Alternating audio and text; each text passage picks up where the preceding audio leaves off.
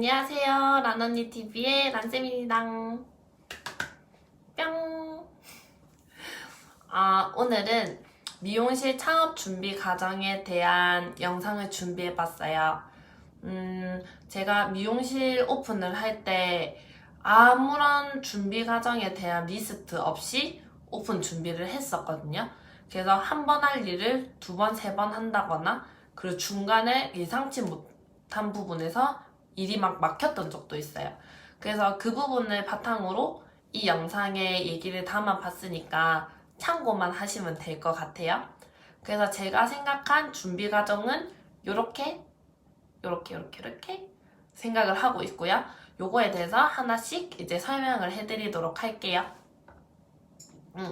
첫 번째는 매장명이에요. 내가 이제 오픈을 할 우리 미용실의 이름이 가장 중요하겠죠?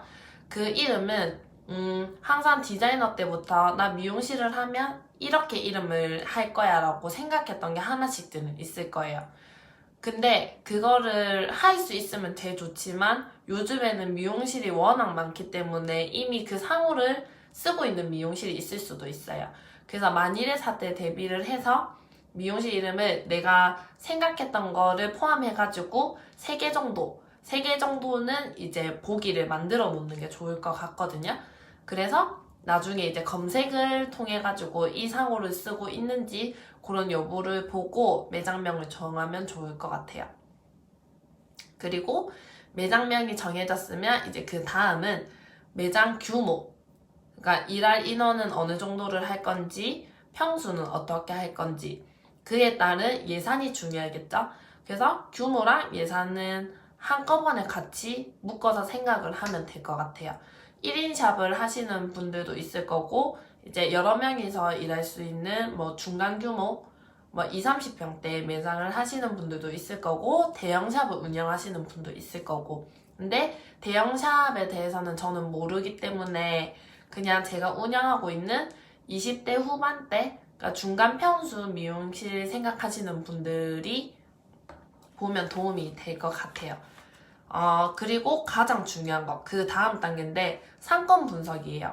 이 부분은 내가 디자이너 때 내 고객층을 생각해보면 이 연령대의 고객층이 제일 많았던 것 같아 라는 고객층이 있을 거예요. 그게 내가 일했던 상권이 그런 분위기가 조성이 돼 있어서도 있지만 어떻게 따져보면 내가 가장 이 고객층과 소통이 잘 된다는 얘기거든요. 그래서 상권 분석을 할 때 뭐 유동 인구나 이런 부분도 중요하겠지만 요즘은 SNS를 보고 찾아오는 경우가 많기 때문에 유동 인구보다는 상권 분석에서 내가 원래 디자이너였을 때 주 고객층이 많이 다니는 곳, 많이 분포되어 있는 곳을 보는 게 좋을 것 같아요. 이 상권 분석이 왜 중요하냐면 이거는 바로 같이 일할 디자이너들, 혹시나 인턴분들 포함해서 그분들의 연령층에도 밀접한 관계가 있고요. 20, 30대 머리는 당연히 20, 30대가 해주면 가장 좋겠죠. 그렇기 때문에 상권 분석할 때는 내가 같이 일하게 될 선생님들의 연령대에도 밀접한 영향을 주는 부분이라고 보면 되고, 그리고 또 하나, 인테리어에 중요한 영향을 미쳐요. 예를 들어 30, 40대가 주 고객층인데 여기를 키즈 카페처럼 꾸며놓을 수는 없으니까 그런 부분을 잘 생각해서 상권 분석을 해보면 될 것 같고요. 상권 분석을 했으면 거기서 이제 상세하게 그 상권 내에서 우리 매장의 위치를 정해야 돼요. 이때 위치 선정할 때 가장 저는 중요하게 생각했던 게 첫 번째는 전화상으로든 SNS상으로든 위치 설명하기가 수월한 곳, 그리고 주차가 가능한 곳, 세 번째는 대중교통 이용을 했을 때 매장을 찾아오기 수월한 곳, 요렇게까지 생각을 했었거든요. 그래서 상권 분석할 때는 요게 참고했을 때 가장 좋은 부분인 것 같아요. 이렇게 해서 내가 원하는 조건을 모두 맞춘 자리를 찾았으면 그 위치에 이제 임대를 해서 들어가야겠죠? 그래서 부동산 계약을 하게 됩니다. 이때는 꼭 믿을 만한 중개인인지 확인을 해보고 이제 중개인을 통해서 부동산 계약을 꼭 하시는 걸 추천합니다. 그리고 나면 이제 내가 이 자리에서 미용실을 할 거라는 게, 창업을 할 거라는 게 완전히 정해진 상태잖아요. 그러면 이제 인테리어 상담을 받아야 돼요. 그래서 견적을 받으면서 내가 이때까지 원했던 분위기의 그 인테리어 느낌을 가지고 먼저 얘기를 해주셔야 돼요.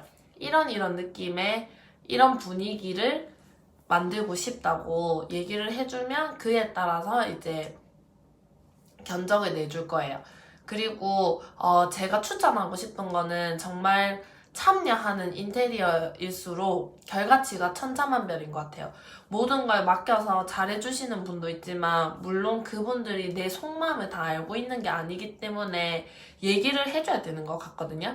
그래서 아까 말했듯이 상권 분석에서 제일 중요한 부분에 또 하나 영향을 준 게 인테리어라고 했잖아요. 그래서 참여하는 인테리어를 해서 중간 과정에서 조금 문제가 발생하더라도 오픈 전에 미리미리 수정이 될 수 있게끔 그렇게 해서 참여하는 인테리어 하시는 게 가장 중요한 것 같고, 그 인테리어 하는 기간 동안 이제 오픈 날짜를 정하고 그리고 구인 광고를 내야 돼요.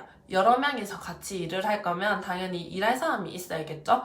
그래서 구인 광고를 내고 그 과정에서 이제 면접을 보고 그렇게 준비하는 시간을 보내면 될 것 같고, 가장 중요한 거 이제 미용실에 들어올 기구와 재료들, 그것도 이제 계약을 하러 다니시는 게 중요한데, 전화만 해가지고 그 전에 거래하던 데가 있으면 뭐 전화로만 해도 되는 부분인데, 저희는 그 전에 아는 것도 있었지만 다녀보면서 일일이 상담을 받아봤었어요. 근데 이때도 체크리스트를 재료상이나 뭐 기구상에서 해주는 것도 중요하지만 원장님들이 꼭 잘 체크를 하셔야 돼요. 저희는 실제로 오픈을 하고 나서 이제 염색 예약 고객님이 왔는데 염색을 바르려고 보니까 브러쉬가 없었어요. 그래서 차 타고 한 2, 30분 되는 거리에 있는 그 재료상에서 그 염색 브러쉬만 갖다 주러 온 적이 있거든요. 그리고 또 뭐 시술보가 없다든지 이런 부분들도 있었기 때문에 그런 거 체크를 잘 해주셔야 될 것 같아요.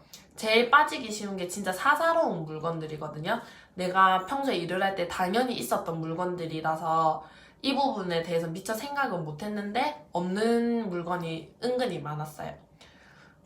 그리고 나서 다음 단계에서 이제 사업자 등록도 하고 뭐 간판도 달고 이렇게 나머지 일은 순차적으로 진행이 되겠죠. 사업자 등록은 그 전에 하는 경우도 있어요. 근데 뭐 허가 때문에 인테리어 기간이랑 다 생각을 해서 조금 여유 있게 하시는 게 좋거든요. 그래야지 카드 기계도 들어올 날짜가 딱 정해지고 하니까, 카드 기계는 거의 간판이 달려야지 들어오기 때문에 간판을 인테리어 상담받고 거의 같이 진행하시는 게 좋다고 보거든요. 요렇게 제가 리스트 정리를 해봤고 요거대로 조금 준비를 하시면은 원장님들이 매장 오픈하는데 도움이 되지 않을까 싶어요. 근데 물론 영상의 모든 얘기를 다 담지는 못했지만 빠진 부분도 있을 거지만 하나하나 꼼꼼하게 더 체크해보면 제일 좋을 것 같아요. 급하게 해가지고서는 뭐든지 제대로 할 수가 없다고 보거든요. 그러니까 꼼꼼히 준비해서 꼭 좋은 원장님들이 되길 바랍니다. 대박 나세요. 끝!